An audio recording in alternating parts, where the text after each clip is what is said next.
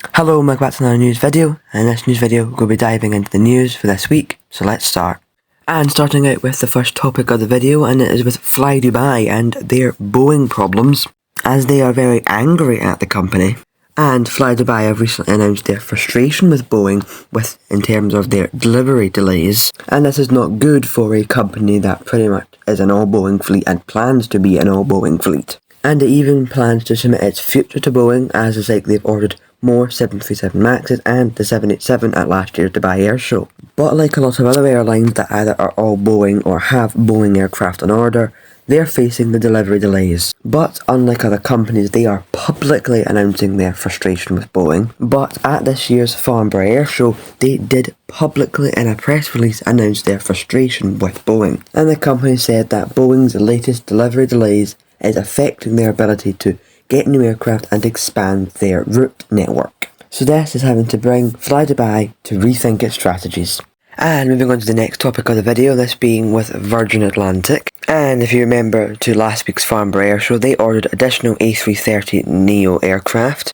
And they said which was an aircraft order that was essential to complete their renew and redesigned fleet for the future.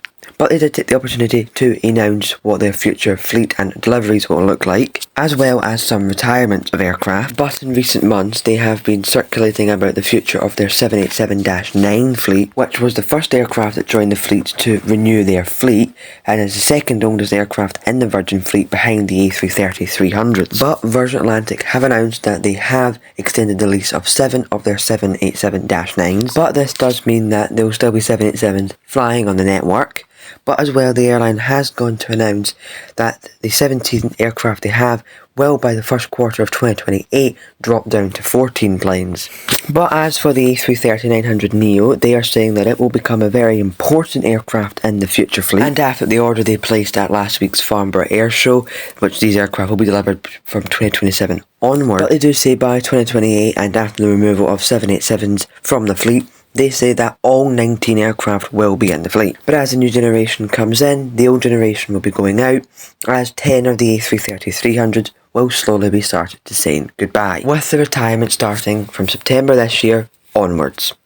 And then moving on to British Airways, with the adjustment of their flying west, with axing one daily flight to Hong Kong out of the double daily service. Diving a little bit deeper, it will be the second daily service, and the flight being axed, it will be active as of October 27th of this year. And moving on into the future, the airline will operate a mix of 787 Dreamliner family aircraft on the route. And the reason for the route being axed is due to increased cost. Now, British Airways is not the only airline to be axing service to countries in Asia because of the airspace ban over Russia due to conflict.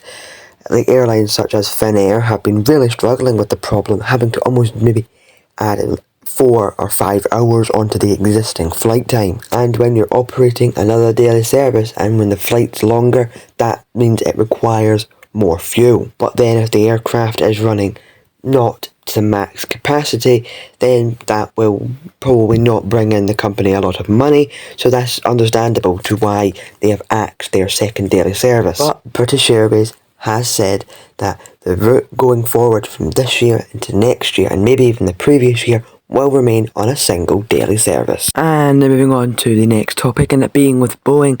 And so Boeing have got some huge news with them getting a brand new CEO, and the successor to Dave Calhoun will be, with Kelly Ockberg being the new CEO. And the CEO was picked at a board meeting for the outgoing CEO of David Calhoun, with the changeover of CEO happening in the 8th of August 2024. Now he's going to have a frantic battle to get the company back on track, even though after the Farnborough Air Show they did get themselves been somewhat back on track, but they've still got a lot of work to do. So let's hope that this new CEO will be able to do that. Now the outgoing CEO of David Calhoun, if you recall, did join at the height of the pandemic in 2020. At, let's just say, one of their biggest crises in aviation history with the Boeing 737 MAX fiasco. Now let's just say when he decided to resign came immediately after the Alaska 737 MAX 9 door plug blowout incident at the 5th of January 2024, and the new crisis emerging with this incident, as well as with the quality control issues that apparently Boeing had also been facing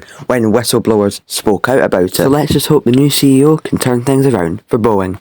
And staying on the topic with Boeing, but this time being with the 777X and Emirates, who are the largest customer and probably one of the most loyal customers for the 777X. But they also have been the airline to speak out about the delays and the problems that the 777X is facing. Now, Emirates expected their first delivery of the 777X back in 2020, but of course due to the pandemic and the delays that the 777X faced, this never happened. And ever since then, the 777X has been plagued by delay and delay and delay. However, Boeing would not be able to predict what happened after that and how it would affect their operations. Now, Boeing has said that they are on track to get the aircraft certified for next year, hopefully for next deliveries to start in 2025. They're hoping in time for next year's summer season. However, airlines are still sceptical and are still a little bit hesitant about this. But going back mainly on to Emirates, and Emirates said they want a EIS, so entry into service, by 2026. So this already being 6 years behind schedule. But this only being that if Boeing does not stumble upon any other problems with the 777X. So Emirates can get their first 777X by 2026. And now moving on to the final topic, and it's a very sad topic as Rex Airlines has gone into administration. Now, Rex has entered voluntary administration. Now, as you may already have heard, the large portion of the airline that is very much affected is the 737, so the jet-powered aircraft in the fleet. This is the most affected.